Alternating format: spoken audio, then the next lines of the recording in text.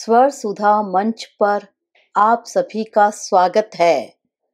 प्रस्तुत है भगवती चरण वर्मा की कहानी प्रायश्चित।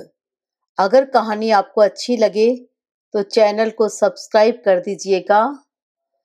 अगर कबरी बिल्ली घर भर में किसी से प्रेम करती थी तो रामू की बहू से, और अगर रामू की बहू घर भर में किसी से घृणा करती थी तो कबरी बिल्ली से। रामू की बहू 2 महीने हुए मायके से प्रथम बार ससुराल आई थी। पति की प्यारी और सास की दुलारी 14 वर्ष की बालिका। भंडार घर की चाबी उसकी करधनी में लटकने लगी। नौकरों पर उसका हुक्म चलने लगा और रामू की बहू घर में सब कुछ। सास जी ने माला ली और पूजा पाठ में मन लगाया, लेकिन ठहरी 14 वर्ष की बालिका कभी भंडार घर खुला है तो कभी भंडार घर में बैठे बैठे सो गई। कबरी बिल्ली को मौका मिला, घी दूध पर अब वह जुट गई। रामू की बहू की जान आफत में और कबरी बिल्ली के छक्के पंजे। रामू की बहू हांडी में घी रखते रखते ऊंघ गई और बचा हुआ घी कबरी के पेट में। रामू की बहू दूध ढककर मिश्रानी को जींस देने गई और दूध नदारद। अगर बात यहीं तक रह जाती तो भी बुरा न था। कबरी रामू की बहू से कुछ ऐसा परच गई थी कि रामू की बहू के लिए खाना पीना दुश्वार। रामू की बहू के कमरे में रबड़ी से भरी कटोरी पहुंची और रामू जब आए तब तक कटोरी साफ चटी हुई। बाजार से बालाई आई और जब तक रामू की बहू ने पान लगाया, बालाई गायब। रामू की बहू ने तय कर लिया कि या तो वही घर में रहेगी या फिर कबरी बिल्ली ही। मोर्चा बंदी हो गई और दोनों सतर्क। बिल्ली फंसाने का कटघरा आया। उसमें दूध, मलाई, चूहे और भी बिल्ली को स्वादिष्ट लगने वाले विविध प्रकार के व्यंजन रखे गए, लेकिन बिल्ली ने उधर निगाह तक न डाली। इधर कबरी ने सरगर्मी दिखलाई। अभी तक तो वह रामू की बहू से डरती थी, पर अब वह साथ लग गई, लेकिन इतने फासले पर कि रामू की बहू उस पर हाथ न लगा सके। कबरी के हौसले बढ़ जाने से रामू की बहू को घर में रहना मुश्किल हो गया। उसे मिलती थी सास की मीठी झिड़कियां और पतिदेव को मिलता था रूखा सूखा भोजन। एक दिन रामू की बहू ने रामू के लिए खीर बनाई। पिस्ता, बादाम, मखाने और तरह तरह के मेवे दूध में औटाए गए। सोने का वर्क चिपकाया गया और खीर से भरकर कटोरा कमरे के एक ऐसे ऊंचे ताक पर रखा गया जहां बिल्ली न पहुंच सके। रामू की बहू इसके बाद पान लगाने में लग गई। उधर बिल्ली कमरे में आई। ताक के नीचे खड़े होकर उसने ऊपर कटोरे की ओर देखा। सूंघा, माल अच्छा है। ताक की ऊंचाई अंदाजी। उधर रामू की बहू पान लगा रही है। पान लगाकर रामू की बहू सास जी को पान देने चली गई और कबरी ने छलांग मारी। पंजा कटोरे में लगा और कटोरा झनझनाहट की आवाज के साथ फर्श पर। आवाज रामू की बहू के कान में पहुंची। सास के सामने पान फेंककर वह दौड़ी। क्या देखती है कि फूल का कटोरा टुकड़े टुकड़े, खीर फर्श पर और बिल्ली डटकर खीर उड़ा रही है। रामू की बहू को देखते ही कबरी चंपत। रामू की बहू पर खून सवार हो गया। न रहे बांस न बजे बांसुरी। रामू की बहू ने कबरी की हत्या पर कमर कस ली। रात भर उसे नींद न आई। किस दांव से कबरी पर वार किया जाए कि फिर जिंदा न बचे, यही पड़े पड़े सोचती रही। सुबह हुई और वह देखती है कि कबरी देहरी पर बैठी बड़े प्रेम से उसे देख रही है। रामू की बहू ने कुछ सोचा, इसके बाद मुस्कुराती हुई वह उठी। कबरी रामू की बहू के उठते ही खिसक गई। रामू की बहू एक कटोरा दूध कमरे के दरवाजे की देहरी पर रखकर चली गई। हाथ में पाटा लेकर वह लौटी तो देखती है कि कबरी दूध पर जुटी हुई है। मौका हाथ में आ गया। सारा बल लगाकर पाटा उसने बिल्ली पर पटक दिया। कबरी न हिली न डुली, न चीखी न चिल्लाई, बस एकदम उलट गई। आवाज जो हुई तो मेहरी झाड़ू छोड़कर, मिश्रानी रसोई छोड़कर और सास पूजा छोड़कर घटना स्थल पर उपस्थित हो गई। रामू की बहू सर झुकाए हुए अपराधिनी की भांति बातें सुन रही है। महरी बोली, अरे राम, बिल्ली तो मर गई माँ जी, बिल्ली की हत्या बहू से हो गई, यह तो बुरा हुआ। मिसरानी बोली, माँ जी, बिल्ली की हत्या और आदमी की हत्या बराबर है। हम तो रसोई न बनावेंगी जब तक बहू के सिर हत्या रहेगी। सास जी बोली, हाँ ठीक तो कहती हो, अब जब तक बहू के सर से हत्या न उतर जाए तब तक न कोई पानी पी सकता है न खाना खा सकता है। बहू, यह क्या कर डाला। महरी ने कहा, फिर क्या हो, कहो तो पंडित जी को बुलाए लाई।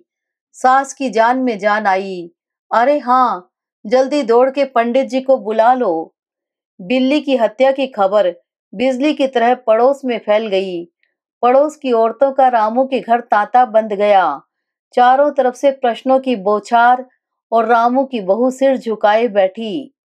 पंडित परम सुख को जब यह खबर मिली, उस समय वे पूजा कर रहे थे। खबर पाते ही वे उठ पड़े।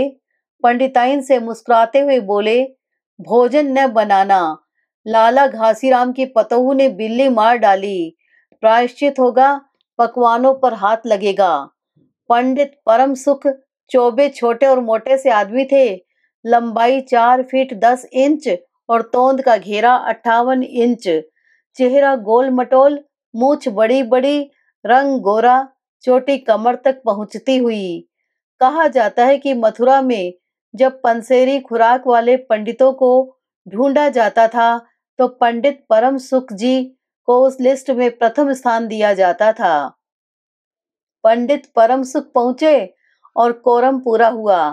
पंचायत बैठी। सास जी, मिसरानी, किस्नू की माँ, छन्नू की दादी और पंडित परम सुख। बाकी स्त्रियां बहू से सहानुभूति प्रकट कर रही थी। किस्नू की माँ ने कहा, पंडित जी, बिल्ली की हत्या करने से कौन नरक मिलता है। पंडित परम सुख ने पत्रा देखते हुए कहा, बिल्ली की हत्या अकेले से तो नरक का नाम नहीं बतलाया जा सकता। वह मुहूर्त भी मालूम हो जब बिल्ली की हत्या हुई तब नरक का पता लग सकता है। यही कोई 7 बजे सुबह, मिसरानी जी ने कहा।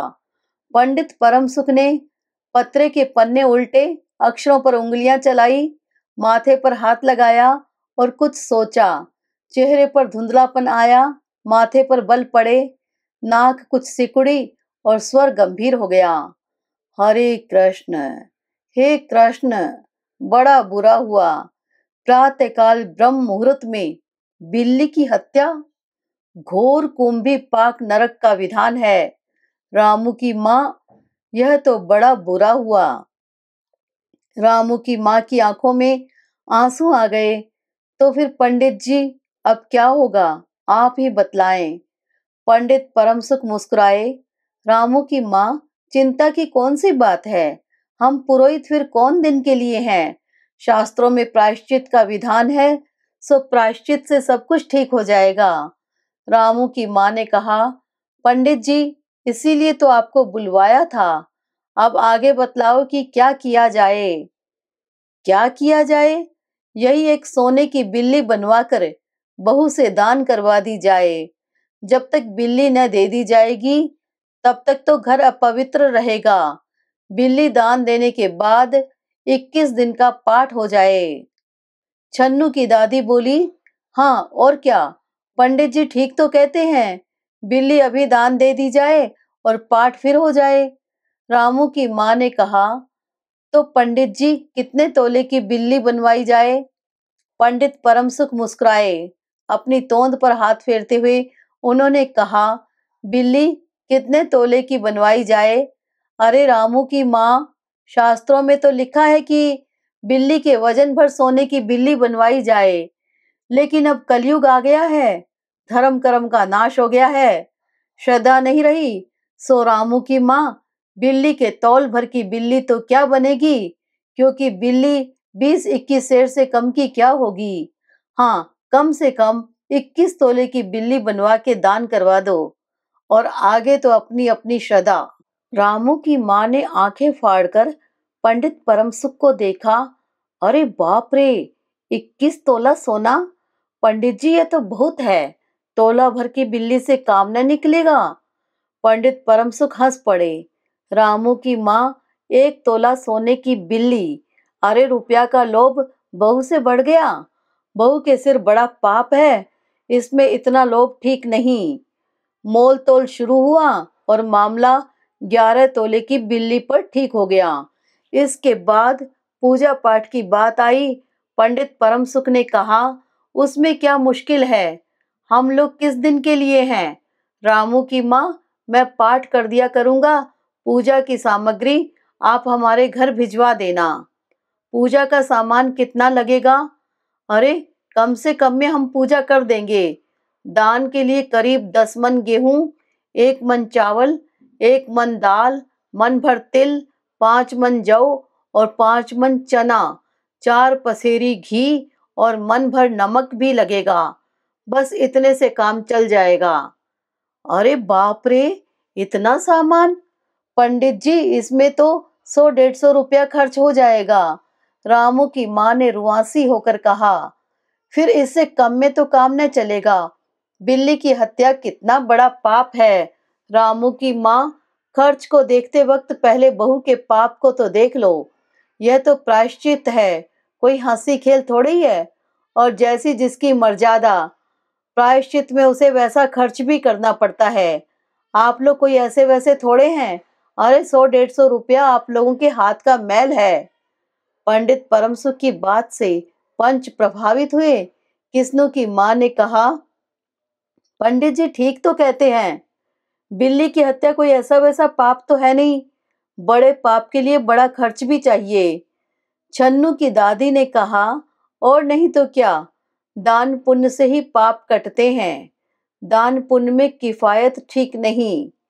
मिसरानी ने कहा, और फिर माँ जी, आप लोग बड़े आदमी ठहरे, इतना खर्च कौन आप लोगों को अखरेगा? रामू की माँ ने अपने चारों ओर देखा। सभी पंच पंडित जी के साथ। पंडित परमसुख मुस्कुरा रहे थे। उन्होंने कहा, रामू की माँ, एक तरफ तो बहू के लिए कुंभी पाक नरक है और दूसरी तरफ तुम्हारे जिम्मे थोड़ा सा खर्चा है, सो उसे मुंह न मोड़ो।